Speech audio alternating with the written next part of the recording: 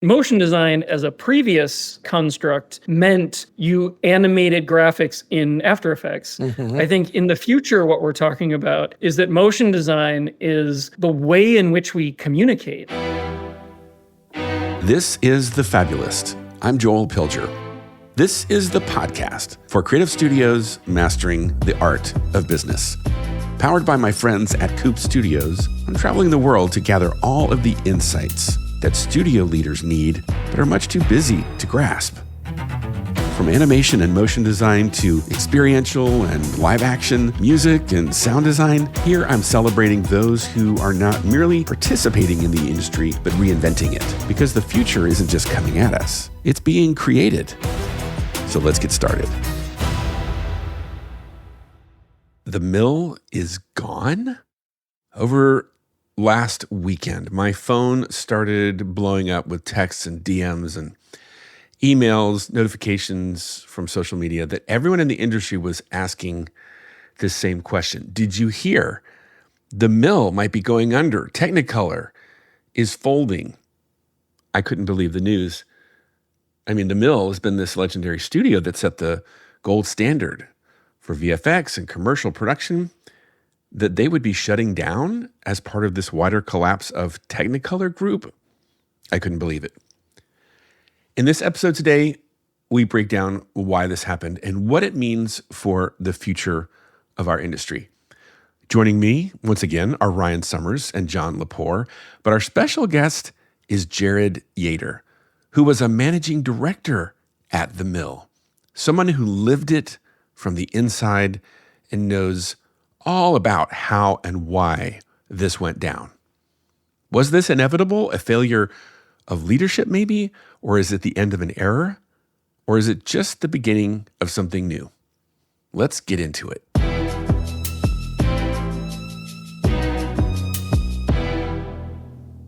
I feel like I have to just start by saying, well, this isn't just the conversation we were expecting to have, because something happened last week. Yeah, something may have happened last week that's very timely. So yeah, this is part 4 of this conversation called The End of the Beginning of Motion Design, where Ryan, hi, and John, hi, the three of us have been talking about this idea of motion design is ending and something new called motion design is emerging, right, in a nutshell. And then this week happened, and we said, wow, wouldn't it be amazing for us to not only talk about what just happened in the industry, but let's also bring in Jared. So that's my quick tease to anyone that's like, what are they talking about? Because maybe you're listening to this episode many months from now. So with that, I'm going to first say, Ryan, do me a favor, say hi. I know, try and resist jumping into what we're going to talk about, and introduce yourself, and then pass it to John, and then Jared. Yeah, hi, I'm Ryan Summers, and senior CD at a company called Spilt, and used to be in the visual effects game, so the disturbance in the force was felt very acutely late Friday night, and then for the rest of the weekend. And I'm sure, John, you've had even more of that. But yeah, hand it off to John.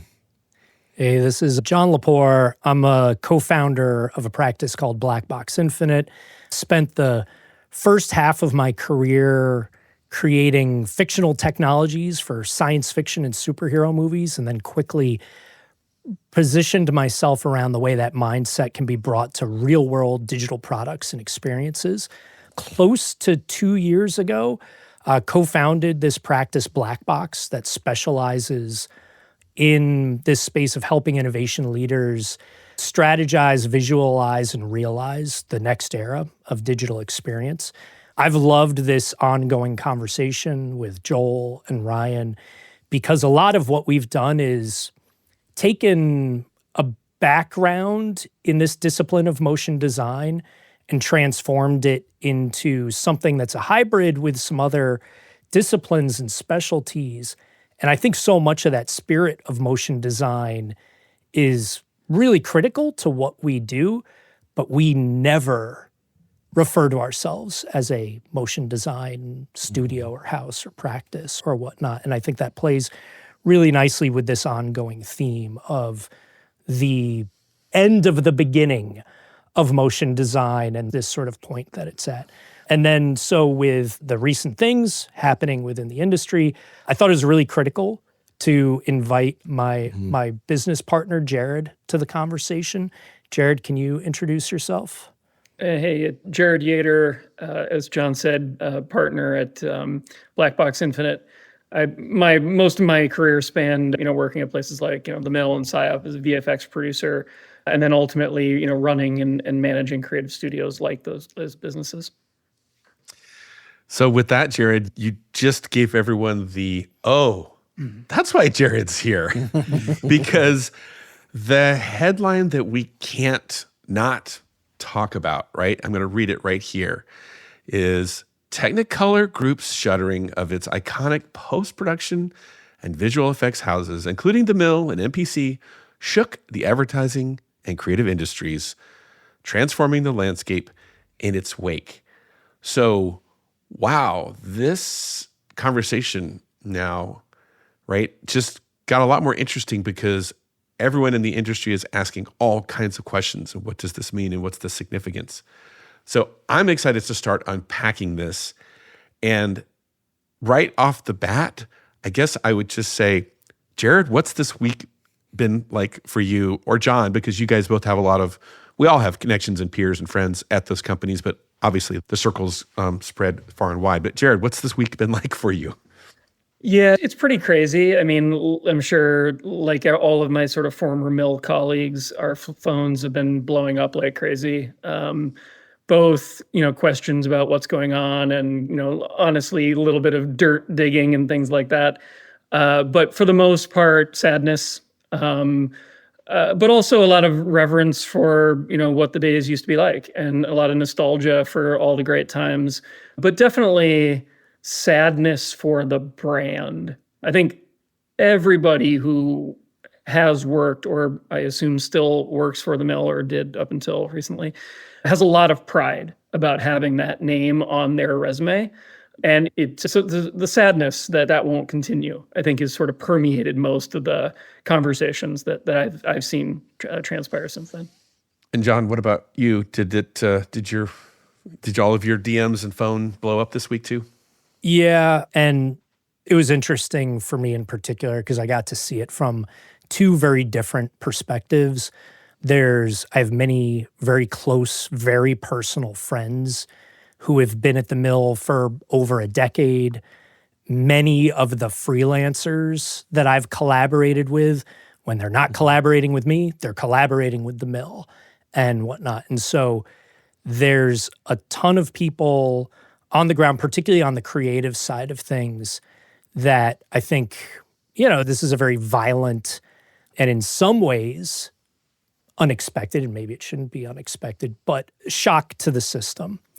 And I have endless sort of reverence for the Mill as a brand. I've even worked for the Mill myself briefly and whatnot. And there's a lot of sadness around this. It's also been really interesting for me just to hear straight from Jared, this very different, very high-level perspective on, the factors leading into all of this. And it's something that, for me, has helped to reframe a lot of what I'm seeing. And I mean, I'm sure, both of you, my LinkedIn is now just the Mill Gazette. It's just nothing but stories and remembrances and new missions plotting forward and all of these things that are swirling out from that.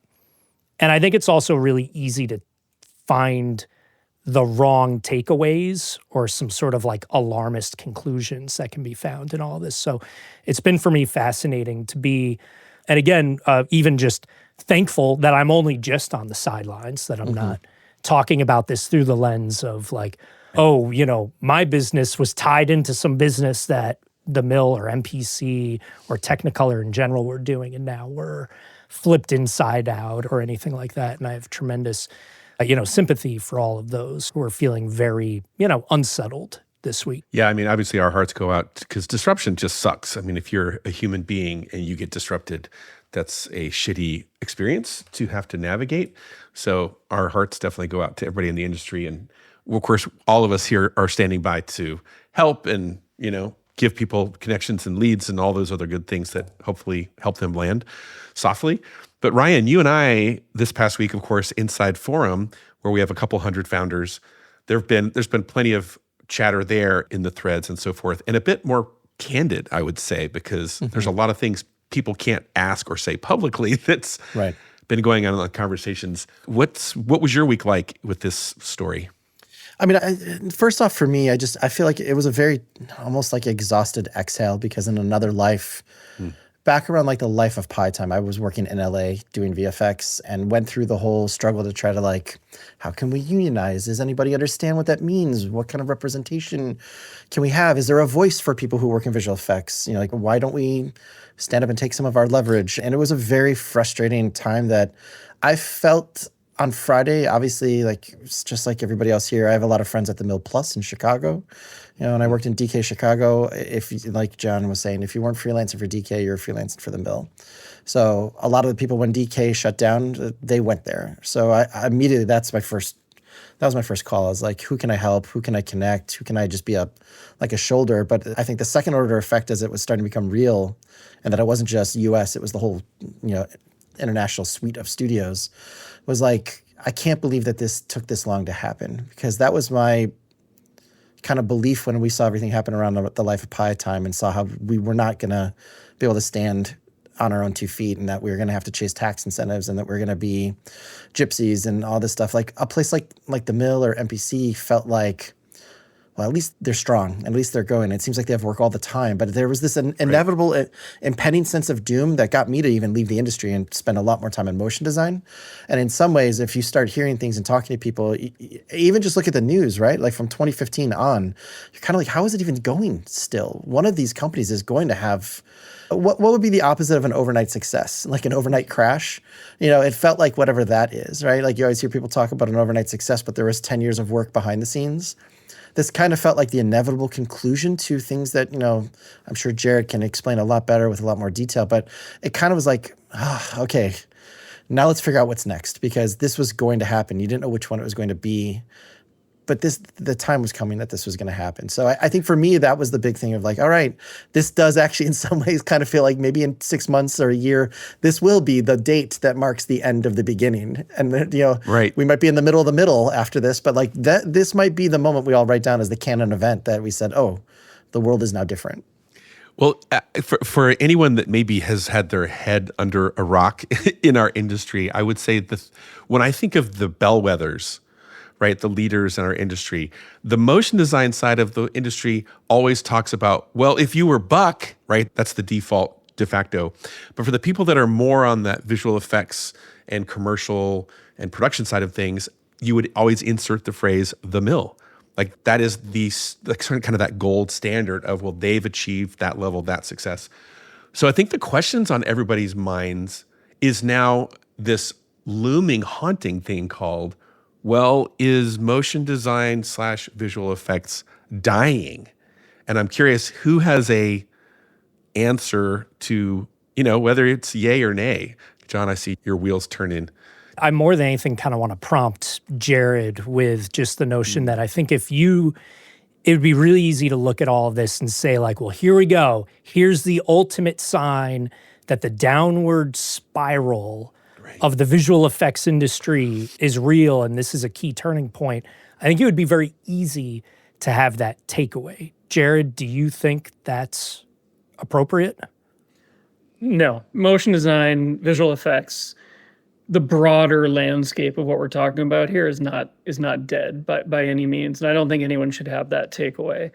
I think the visual effects business as a business model and the way that those companies are set up, and certainly the reliance on hundreds and hundreds of people, you know, as labor, you know, that's a very challenging business model, especially in the feature side of things. So certainly visual effects in general and sort of photoreal visual effects are under a decent amount of threat, but I assume we'll get into that a little bit later. If it's okay, let me give you a few thoughts I think that I see kind of floating around on LinkedIn that I think are maybe missing a little bit of some context for what happened here. First, I firmly believe that the story here is not that the Mill went under. I think the story is that Technicolor dragged the mill under. And there's a very important nuance there. And I'll get to how this, I think, impacts, us moving forward too. So Technicolor acquired the mill in 2015. I was there running the mill Chicago at that point. I had started my career in mill New York. And so we were kind of a key business unit at that point. That was kind of part of the larger kind of growth of the mill's ambitions at that point, along with a few other key initiatives. So from Technicolor's point of view, I think there are some things that they were doing here that are important as to what essentially went wrong. So think back to that time, 2014, 2015, film is pretty much dead at this point, film. And whether Technicolor's revenue was like dependent on film or not doesn't necessarily matter. Their brand is certainly linked to the history of film, right? I mean, they were the innovator when they arrived on the scene, right? So you have that going on. Secondly, you have the business model of feature films, diversifying is probably the best way I can put it. You've got new entrants like Netflix and Disney Plus, and just the ease of kind of episodic was starting to kind of overtake the spectacle of big feature films. So that whole model of how money gets spent on these sort of bigger tentpole movie projects and things was definitely changing, of which Technicolor made a good portion of their business around. And then lastly, and this is probably a little bit lesser known, Technicolor had a number of patents that it had acquired over the years. And one of them in particular was very lucrative. Well, those patents were about to expire. And the profitability of Technicolor was going to take a major hit because of that patent and the licensing around that, the revenue from that basically going away. That's all extremely high margin revenue. So Technicolor begins to basically pivot, and they decide, well, let's pivot into creative services. That's their strategy. You can argue whether that was a good strategy or not, but that's essentially their pivot that led them to acquiring the mill, Mikros, MPC. And the mill in particular was kind of a shiny object, A, because it was so successful, and B, because it was in the commercial space and existed outside the feature film space. And it had a history, or at least a brand, associated with kind of ingenuity. So it wasn't just a services, we execute for you. There was a certain amount of proactive ingenuity that went into everything that the mill did. So that's kind of one thing, is what Technicolor's strategy was there. Secondly, I think, I don't know how many people kind of recognize this, but not too long after that, a couple of years after that, the CEO of Technicolor, Fred Rose, was actually indicted for fraud in France.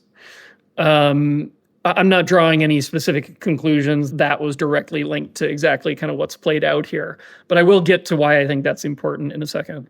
And then, I'm always a little bit, I'm surprised that people talk about this like it was a surprise, because partly, Ryan, for what you were saying, the writing was kind of on the wall in the industry here for quite a while. Work from home, COVID, all those things have kind of threatened the spectacle of the mill and its offices and things like that. So all those things were obvious kind of writings on the wall. But Technicolor filed for Chapter 15 bankruptcy, in 2021. So that's a particular type of bankruptcy used, I think, for kind of multinational corporations and how they, spread the bankruptcy requirements across different jurisdictions. But this was not a surprise. This was, as I think what you were getting at in terms of the overnight success, Ryan, this was sort of the death by a thousand cuts, in a sense, kind of version of decline. So I think that context is very important to kind of understand that this actually started long before COVID, long before the kind of democratization of content creation, long before AI. These things were kind of set on a particular course.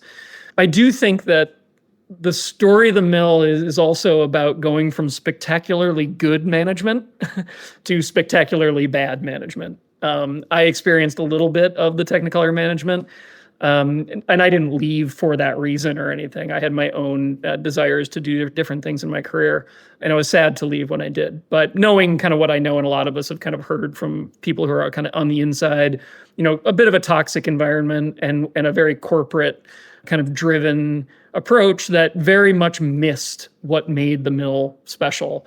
And I think they missed also how the mill made its money. I'm not going to go into a lot of detail there, but it was obvious from me running one of those business units that, profit was driven from a few select places that were outsized compared to the rest of the business.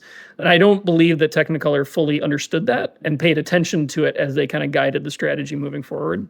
And so look, I think when you look at the kind of history of how this played out, and this is kind of my message a little bit for how we kind of think about this moving forward, is you take, an iffy strategy of pivoting into creative services. I'm not arguing whether it was good or bad, but one way or another, it was iffy. It was a risk. Secondly, you have bad corporate management. And I think it is fair to say that if you add up all the littler kind of versions of the stories, they can add up to a pretty clear understanding of pretty bad corporate management. And then you have a bankruptcy, which just, if nothing else, speaks to a desperate sort of cash flow situation. You've already got the recipe for this happening. Then you put on top of it COVID and the disruption of the model and AI and reduced margins. And so, I don't think every business out there, because of those recent manifestations, is suddenly at risk of this happening overnight, because it doesn't have the preceding things that absolutely led to this for the mill and Technicolor and the rest of the group. So my message ultimately here is it is really hard to run a business. And it's really hard to run a business in our industry when, you're just keeping your head above water, and the most that you can keep your head above water for is like 3 months, probably, for most companies, would be my guess, right? So, yes, AI, dropping margins, all these things are going to have a huge impact on the business, but it kind of gets back to the core essence of running your business. The winners who are going to make it through that are going to be the ones who have not spectacularly bad management, but good management. Those that have, good, sound operations where they can deal with their cash and move it and hold it and spend it at the right moment, and a realistic and measured strategy. So if you're sitting there listening to this or trying to process everything that's kind of going on here, don't reach for too many things that are sort of grand and kind of reactionary. Like, think about just the core elements of what it takes to keep your head above water every day, and then to build some sound operations and strategy that help you, move with that, But no business is static. And so the whole key is to figure out how to kind of ride the waves or get out front of things. Sometimes it's easier than said than done, but that's the key here. So I don't think those lessons are, I wouldn't take any sort of grand reactionary lessons to the kind of biggest, most well-known company going under. Because like I said, in this case, I think Technicolor dragged it under, and then the other conditions that are affecting the rest of us kind of buried it. I mean, I'll just say I think it's great to hear that, because I think especially when you're in in the motion design side of this equation, there's probably times, and Joel, you probably speak to more people than I do about it, that you feel powerless, right? So when you do see something that feels like a tidal wave coming, and it's for someone that's larger or seemingly has more resources than you do with your 10, 20, 30 person team, you're desperate to take some kind of action out of news like this, right? And it's important too for people to know that this isn't happening just with one company, right? Within the same week, Warner Brothers shut down 3 game studios, 2 different feature animation studios in Montreal are rumored to be shutting down, right? But those individual things are also individual things, right? They also have their own unique set of conditions, right? Like a game studio shutting down that's owned by Warner Brothers is gone through 2 mergers and acquisitions in the last 5 years, and there's probably another one on the horizon, right? That doesn't necessarily have anything to do with the actual game companies themselves and what lessons you can take from it. Animation studios in Montreal are, they rise and fall based on tax incentives, and there was a major reduction in the tax incentives for studios in Montreal. So I'm glad to hear you say that for this, because I think it helps people pump the brakes a little bit, that they don't have to make a decision very quickly, or they don't have to be scared. Like we are in troubling and difficult times. There is no question about that. But the things you're seeing don't necessarily mean that is directly coming for you around the corner next weekend or 2 months from now, right? So I appreciate that, because there's a lot of things you hear under the surface, or you get into like me obsessed about going to Reddit threads from 2 years ago and be like, well, how could this have happened? And you hear a lot of things, but you don't know it firsthand. Hearing it from you, I think for me, it gives me a lot more a calming effect of like, you know what I can do? I can double down on the human side of things and focus on helping people wherever I can versus like just trying to be, eyes in every direction, wondering what's coming next. So I just appreciate hearing that more than anything. Yeah, Ryan, I think the other thing that you can sort of draw a conclusion between some of those, and I'm not as familiar with the details of all of those, but certainly large, effectively manufacturing-like setups of this work that operate, this I can tell you if everyone doesn't fully grasp this, these are low-margin businesses. Those are under threat, because it doesn't take much to massively disrupt them, essentially. So when you have these companies and these sort of setups that are built on huge volume and kind of pushing things through a pipeline, A, the volume just isn't there. B, the margin is getting very hard to kind of sustain. And then you throw in any little disruption into that, and you've probably got a massive cash flow issue that can happen out of nowhere. And, this isn't unlike the Rhythm and Hughes story from, decades ago. It's same basic kind of concept. But yeah, those businesses are looking at the sort of automated space here and kind of what's going on and seeing that, the old ways of doing things is just not going to be profitable. Yeah, it's important for people to hear the fact that someone like MPC probably only had 6 or 7 customers, and then that went down to 5, and then those 5 dramatically reduced their volume within the last 2 years. And then the mill is servicing a lot of commercial requests, and that's also dramatically changed, right? Like, it isn't that there are less commercials, but it's a different nature, right? Like, there's shorter, fewer, faster versus, give me 15 Super Bowl-sized commercials every year that you can rely on. Those things have changed, and the market's going to change with it. But that doesn't necessarily mean that, like, it's coming for you right now, tomorrow. Right. I was just going to say, it's a good moment to also reflect on some of the most epic things that the mill was capable of, and the way that along the way, the mill was looking at some really exciting and really insane initiatives, many of which were just self-initiated. Like I think of things like, Jared, the first time that you showed me Blackbird, Jared met up with me at a bar in New York and cracked open his laptop and was like, on Monday, the world is going to see Blackbird, which was this car rig, this physical piece of insane technology that the mill put together that revolutionized the way that car commercials were filmed and captured. And just that sort of instance, that sort of way of creating these new paradigms, to me, so many of the creative entities that are out there in the world, they all have the capacity to blaze these kinds of new trails. And I do think we're getting to a point where that's no longer, a path just for the extreme innovators or the bleeding edge. I think that sort of mindset is going to quickly become table stakes in this landscape. And I think it's really critical that everyone make sure that they don't get caught in what, the mill or MPC found themselves in as selling pixels to clients.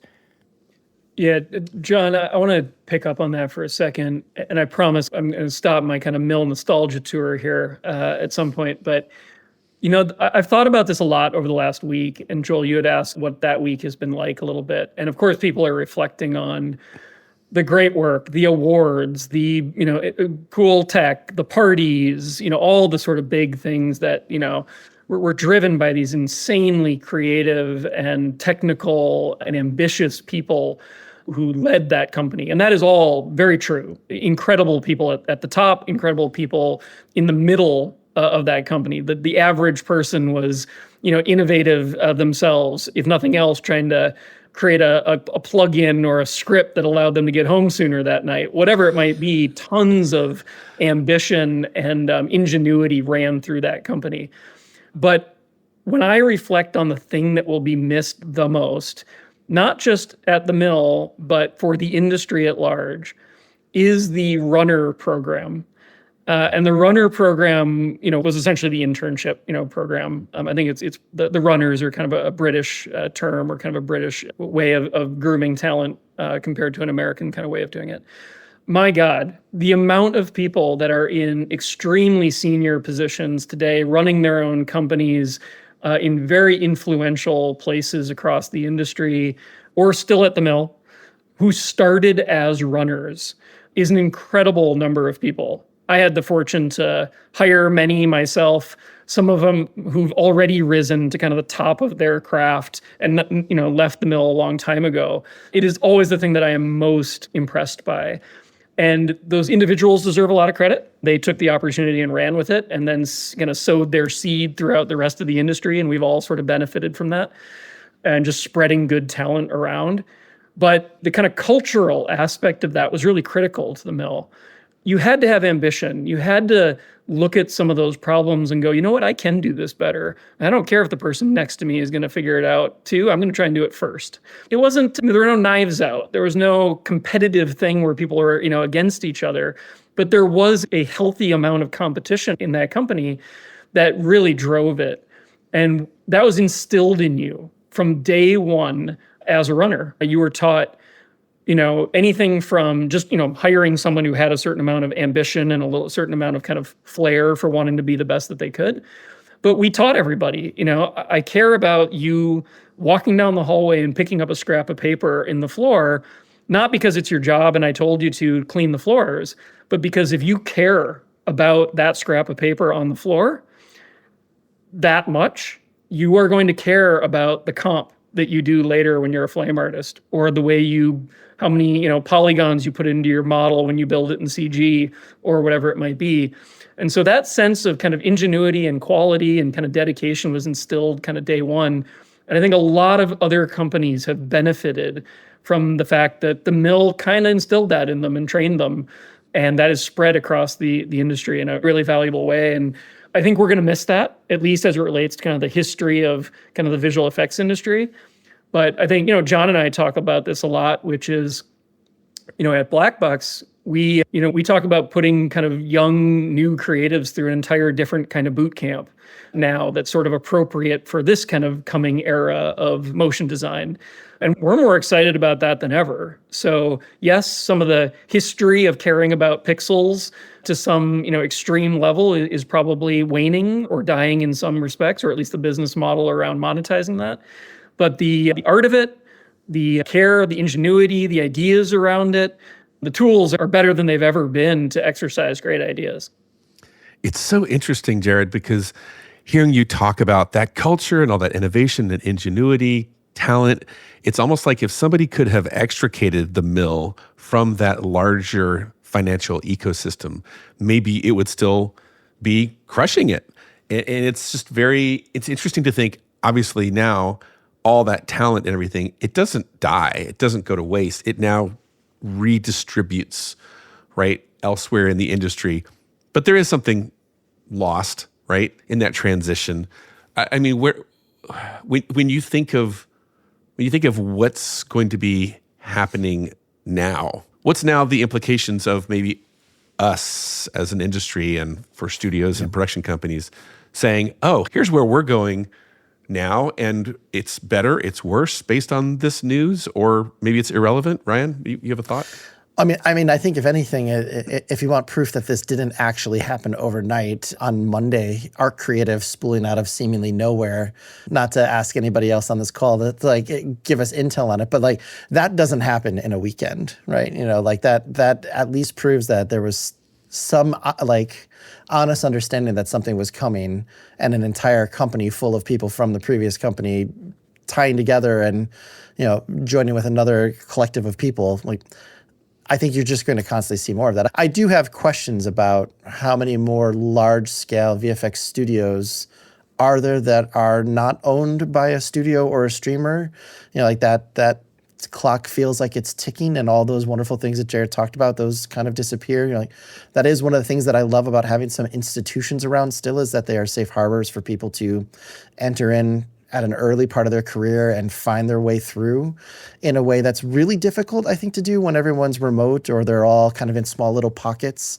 That's the one thing I always loved. Even the motion design equivalent always to me has been something like Imaginary Forces. I think of all the studios that came out of the mill on the VFX side and all the studios that have come out of Imaginary Forces.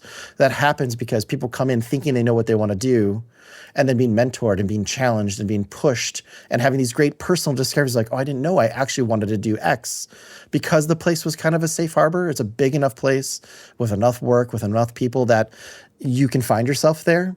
I think that's probably a little bit harder. It's going to be harder to do unless there are more people like John and Jared that are like, no, we're going to put you through a boot camp and we're going to be there looking to see what it is you might actually have an affinity for that you don't know yet, right? Like, but that, I think that's going to be harder, and I think that's going to require people to really have that intention, like John and Jared. Those are the things that concern me. I mean, I think there's going to be a need for top tier level visual effects, right? Like there's never going to be a shortage of people who need photorealistic characters and explosions and great storytelling. But I think the exciting part is the things that come out of that beyond just like these guys are saying, just the pixels. What's beyond that?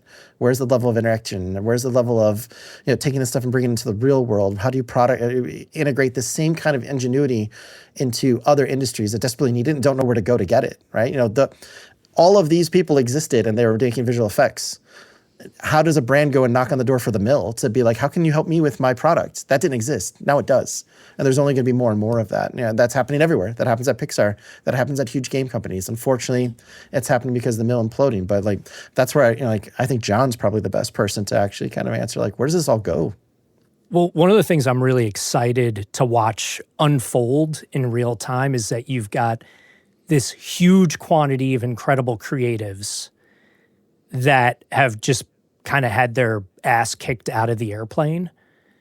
And we're watching in real time, many of them all of a sudden seizing the opportunity to say like, well, I've got a client who just got screwed by this, a client who I care deeply about. Wait a second, I'm the person best positioned to save my client's life. I have to do some different things that weren't part of my process or my day-to-day job last week, but I'm going to quickly amass those skills and support and, you know, engineering around me to all of a sudden jump in and take a little more control over their destiny. And if there's one bad thing about these massive institutions is that within the creative teams, you can just get into this wonderful place of just, you know, sitting at the end of the conveyor belt and waiting for your next gig to be delivered to your desk and jump in. And I think there's going to be a whole bunch of brilliant minds and incredible creatives that are now going to really quickly build up some new muscles that they didn't previously have just solely out of necessity. And I think it'll be a beautiful thing. Yeah, John, I mean, I always talk about this, you know, the amount of time and effort and money and painstaking hours that have been spent putting a mountain in the background is crazy. We know what a mountain looks like. We have incredibly talented people making something that we know what that looks like. We couldn't shoot it, so we had to put a mountain in the background in VFX. It's awesome that we could do that, but I don't think that's the height of human brain power. And this is my pitch on AI in general. Like, this might be a little controversial, but the reason it's so easy for AI to, you know, write a press release or even a novel or certainly craft a resume for you or even make some advertising for you with generative AI, the reason all that stuff is so easy is because we've actually turned it into being formulaic. We have made it so that a computer can replicate it without really having to do much effort. And so, you know, my hope, you know, that we don't, you know, I feel bad for anyone who's made their living off of that. But I am very excited by the idea that whether it's people who can do what John was just describing, which is jump out of the airplane and learn how to figure out how to land on their own 2 feet, or whether it's younger kids coming out of school who won't be tasked with that. They'll be tasked with something far more challenging and far more interesting to do with their creativity and their sort of brain. And so, you know, all of this disruption can be massively disruptive and painful from a financial and an economic standpoint. And I realize all of that, and I'm you know, worried about some of that myself. But the long arc here, and hopefully short and midterm arc with the right people kind of driving and steering here, is a potentially a very positive story about us reaching many newer heights of creativity. And I think this is, when John and I at least talked about this, and Ryan, I've listened to your and John's conversations in the past, I think you guys are sort of aligned here, is where motion design comes in, because it's actually the perfect tool that for discipline or practice that mixes a blend of kind of traditional practice and understanding and paradigms of, design and thinking and, visual aesthetics, but with the power to create incredible new things. And you're not falling into a pipeline, and you're not falling into a specific, deliverable. You have this, ability to kind of flex on those tools in a way that, traditional VFX can't, or whatever it might be. So I'm quite excited both by the people, new and old, who have that ability to kind of flex those muscles if they put them to the right use. And certainly the higher bar that we start to set for anyone younger coming out of school, that we're gonna expect many more greater things from them. I have a question for you, Ryan, because I know behind the scenes, you and I talk about this all the time, that there is a large number of creatives in our industry that are afraid, or they're whining, or they're complaining about a kind of what I think what John, you described a second ago, of this like, hey, I built a career in sitting at the end of this conveyor belt, and people just show up with these things called projects, and I make them, and that's a good life. And now I think we're waking up to a reality like Jared, you were referencing, called that way of like making a living is sort of going away, because that was the just asking for permission way of doing work, as opposed to, no, we're going to ask for forgiveness, meaning we're going to take this tool set, this discipline, this talent we have, and we're going to actually push and make and create new things. We're going to be ingenious, to use the Mill phrase. So Ryan, what's the lesson for all the people that are still hovering and getting ready to tweet and flame on me for not respecting the fact that they love their craft, man, and it's all going away and it's all being taken from me? Okay, well, like two things from this, and I don't think they're exact one-to-one comparisons, but I think they're close comps. I was very lucky at the beginning of my career to work somewhere where I was fortunate enough to lead a team at an early age and hire a ton of 2D animators from Disney. Right, like I was 24 years old. Disney was shutting down 2D animation. I was working on video game slot machines that required a lot of animation. And even though I was the 3D person, I was desperate to bring those people in, because there are people from Disney's Florida 2D animation studio, worked on Lilo and Stitch, Brother Bear, all these amazing things. And we brought them in. And within, I think, a year to 18 months, they all were gone, either fired or left. Not just left the company, left the industry, because they weren't interested in, on the surface, it felt like they weren't interested in doing the work, right? Like, you're not going to draw on paper and flip it through your fingers, which I understand there's like a romanticized muscle memory of being able to do your work that way. But just going from that to something like animating digitally, like still animating in Flash, not having to do tweens or like just still, but drawing on the computer, drawing on a Cintiq, right?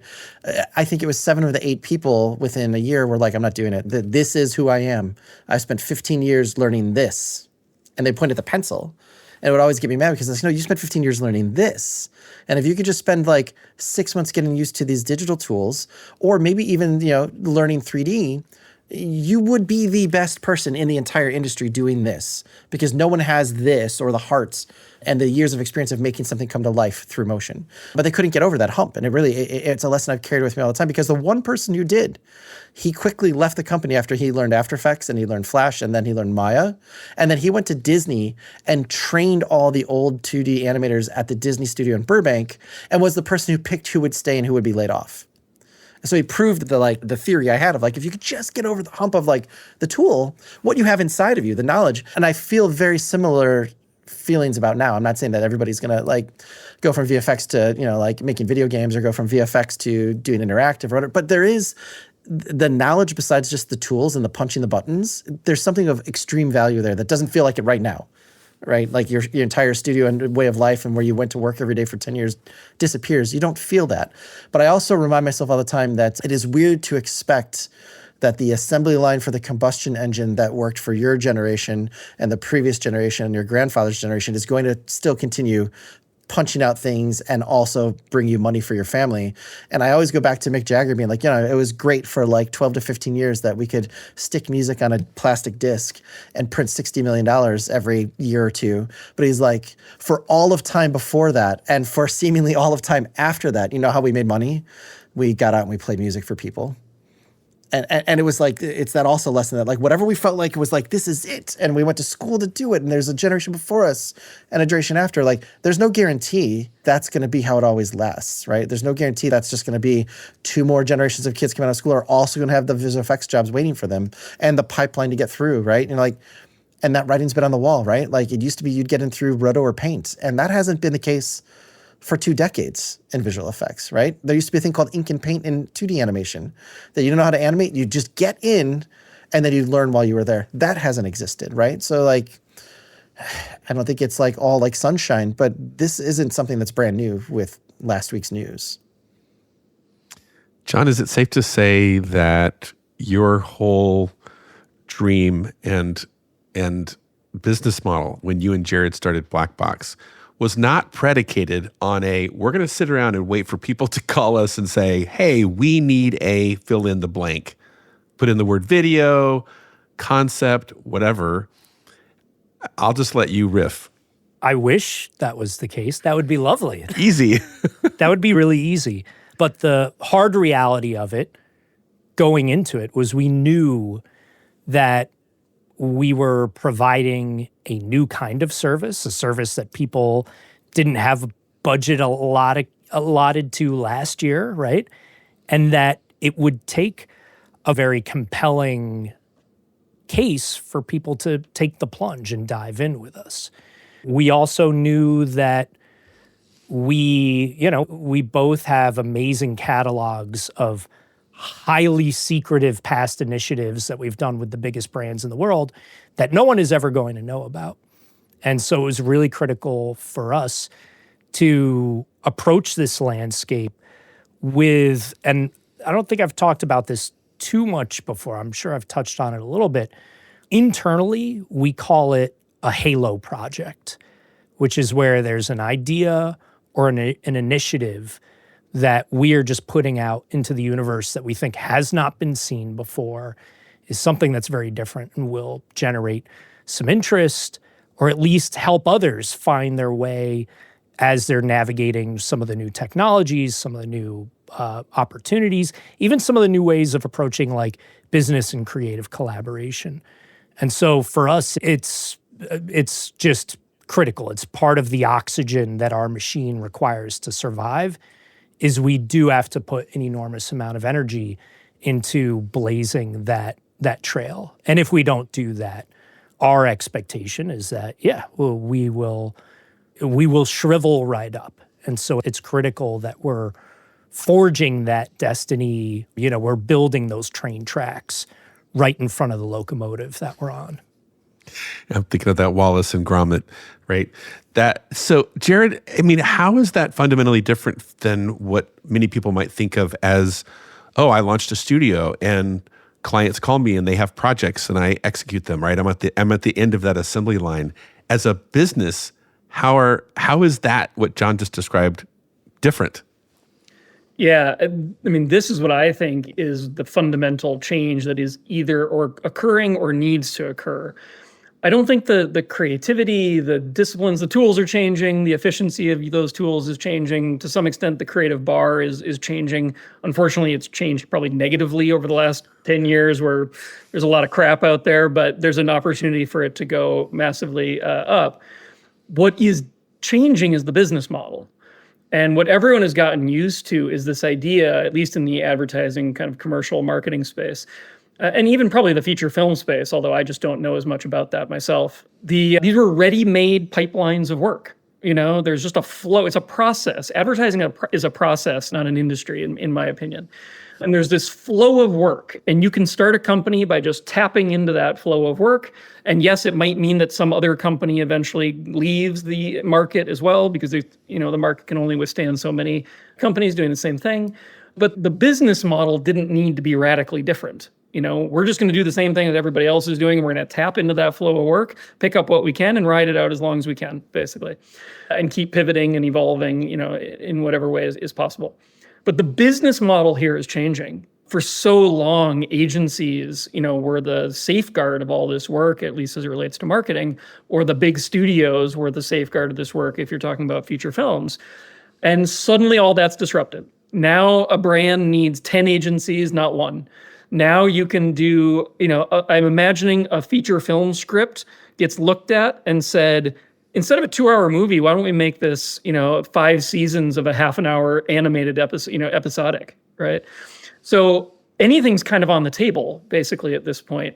So anyone sitting there, starting a studio, figuring out what to do with their studio, listening to this discussion, the first thing you need to go to, I think, is this business model sustainable? Am I holding on to something because it's what I know and it's what everybody else has done? Or is there a tweak to this business model? It doesn't need to be an overhaul necessarily overnight, but is there a tweak to this business model that is actually going to be more fun, more appropriate, and easier to communicate, actually, to the world, and might actually create some differentiation for me to, be out there kind of selling myself. And I think what John and I have done, I'm not going to kind of give away all of this, but, to some extent, we've thought, quite a bit about that and how we place a lot of emphasis on certain things from the existing kind of business model that's out there and the process that we kind of go through and deliver work and think about production. By the way, I think production is an antiquated term. We can save that for maybe another podcast at some other time. But, and then we place a lot more emphasis on other things that maybe people are kind of taking for granted or not looking at in the same way. And we're constantly talking about borrowing from other industries or, overhauling or, challenging each other to kind of look at the way we approach something from a totally different mindset. I will say it is quite helpful to have a very inspiring creative partner who likes nothing more than to challenge the status quo at every possible moment. But, I think we've crafted a really good kind of flow between us to just keep kind of questioning, why do we have to do it that way? Why couldn't we just do it this way? And, I would encourage everybody to look at that and not be afraid to change the business model first and foremost. Yeah, and it goes without saying, I feel like we've ventured out into what could be very dangerous waters in terms of how we're trying some very different approaches. But yeah, Jared is extremely tuned into how we can navigate those risks and all the insurance policies that we have in place to make sure that this isn't just an experiment, but is something that is repeatable and so far has been really wonderful for the last year and a half. So Ryan, can you translate any of this when you think of all the people that sort of follow you and, are your fans and pay attention to what you have to say? How do we translate this to everybody out there that is like, oh, so I don't need to freak out about the mill closing? Because I think I heard Jared and John say... Mm-hmm. I mean, I think one of the things I always get really uncomfortable is when I meet a client for the first time or they have an RFP out or we're doing capabilities and I find myself not having to explain what we do or how long it will take or how much it will cost. That freaks me out because it gets very scary to me where it's like, oh, there's no magic. There's no mystery. We as a field or a discipline or an industry have become commoditized because you already know all the answers to all the questions that you should be asking me.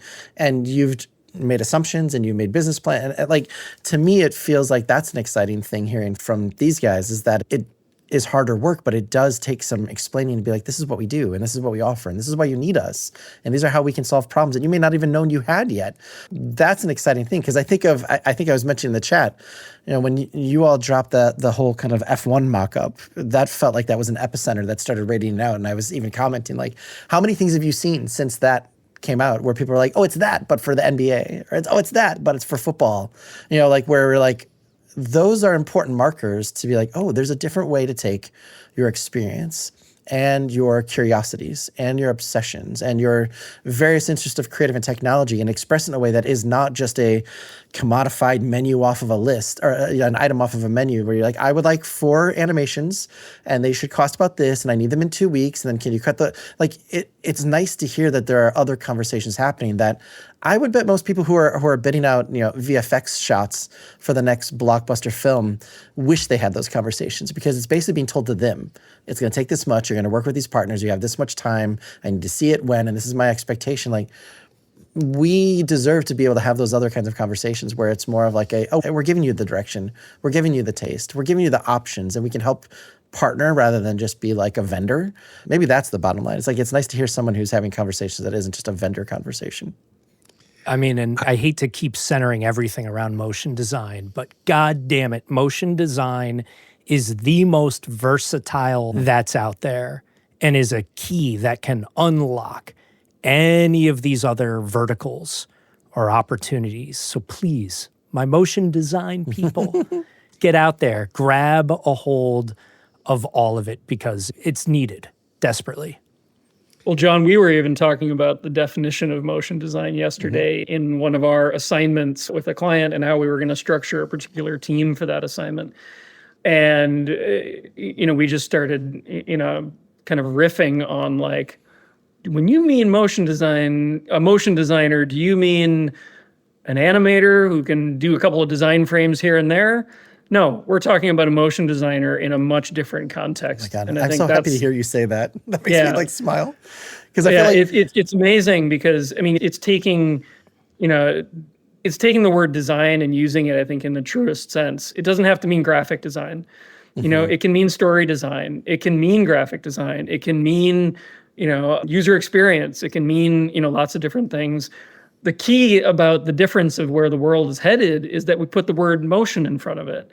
And motion design as a previous construct, in our kind of industries, meant you animated graphics in After Effects. I think in the future, what we're talking about is that motion design is the way in which we communicate and the way in which we emotionally send and receive messages. And I'm sorry to make it so sort of broad, but that is being done with motion, right? Yeah. So you have to kind of think about motion design where it is today, and what that means historically is still very applicable. But if you want to get excited about where things are going, start to think about what those two words can mean as they shift and evolve in a different context over the next 10 years. And if you don't get excited by that, then you're probably better off winding down your career to some extent and pivoting to something else that you love. Because, I think that is ultimately what it's going to require, is to see those two mindsets in a slightly different context. I get so unbelievably inspired when I see the really young people who are on TikTok or any of the platforms, and you can see them just absorbing whatever it is that they can do to take their piece of content to the next level. Sorry to be describing it as content. It really is so much more than that. But you see these people who are quickly getting a grasp on, well, it starts with cinematography and where to place their iPhone. And then they're like, oh, lighting makes everything look better. Oh, a little bit of compositing makes this stuff magical. And then, did you know that sound design takes this stuff completely over the top? And what about color grading? Like, did you know you can get this color grading tool for free and whatnot? And it's the weaving and integration of all of these different sub-disciplines that can really quickly take stuff. And the fidelity doesn't even have to be sky high, but all of these pieces blended in just the right recipe can make truly memorable and transcendent pieces that just strike you in a really powerful way. And I think that's a broader trajectory we're on. I will say, I love hearing you say this, because I think the one thing that truly does hinder or could hurt motion design as an industry is no sense of history. Because all the things that you're talking about, in my mind, before that brief moment in time where motion design met After Effects and Cinema 4D and rendering like a 30-second thing, like a unit. That is what motion design was. What can we do by hook or by crook to get something in front of someone that expresses some kind of emotion through movement? That's what it was. It was like, can I use type? Can I use a camera? Can I do stop motion? Can I scam something else and repurpose it in After Effects? And now finally, when you hear people who used to use like Flash to build websites coming back into the industry because they're excited because they saw this thing called Rive. And then all of these people that have never seen any of these websites or any of this design theory played out are like, wait, what? Websites used to look like what? You used to be able to have fun when you were making things? And like they're seeing all these people coming back from back then now, riffing on what they were doing as if they'd just been doing it, picking it all back up and working on their obsessions. There's that. Like, to me, that's what's so exciting right now is that we avoided that calcification of the industry being After Effects and Cinema 4D for advertising in these 3 buckets. Like, it can be anything again. And to me, that's what makes it like, if you have the history or you have the interest in going back before it all disappears, you're like, someone said this really sad thing to me. They're like, what happens to all the tapes that the mill had of everything backed up from the last 20 years? Like, is that just going to get sold and liquidated? And like, my heart sank because I'm like, yeah, there's so much great behind the scenes material and capturing all the raw footage and the working files and all that stuff that like deserves to be preserved and like restored and put back in front of people. That's the stuff that scares me, that I think hurts the industry the most, is that there's no sense of the history of where we came from and the thought processes that all these people were taking, because we just have never taken the time to like document any of this and elevate those people from the past. Like we don't talk about the work at all, hardly. It's just like, oh, it's out, cool, great, okay, it's already gone. What's the next thing? Like, to me, that's the thing that I'm the most like sad about, I guess, when I hear something like the mill closing. It's just like that institution of like history.